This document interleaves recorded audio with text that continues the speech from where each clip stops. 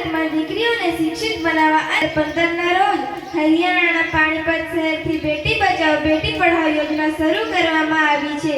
દુનિયામાં સ્ત્રી જ ન હોય તો સંસાર વંશવેલો કશું જ સંભવિત નથી। માતા બહેન પત્ની વગેરે સ્ત્રી સંબોધો સાથે સંસાર ટકી રહ્યો છે। પુરુષ ઘરનું આંગણું, નારી ઘરનો મોભ, નારી શક્તિનું રૂપ છે, ન ભૂલો એનો જોગ। દીકરો એક કુળ તારે છે જ્યારે દીકરી બે કુળ તારે છે। પિતાનો અને પતિનું નારી તો ખરેખર નારાયણી છે।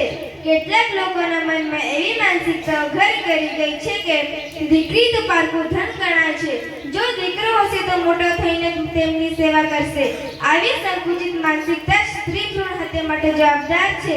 વિવિધ યોજના અને સરકારના અથાગ પ્રયત્નોથી આજે સ્ત્રીને મોભાનું સ્થાન પ્રાપ્ત થયું છે। આજે ભારત દેશમાં સ્ત્રીઓ વિવિધ ઊંચા પદો પર બિરાજમાન છે।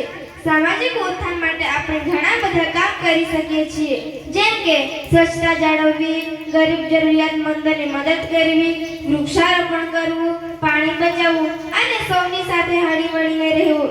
આપણા વડીલો અને શિક્ષકો આપણને હંમેશા સારા નાગરિક બનાવવાનું શીખવે છે।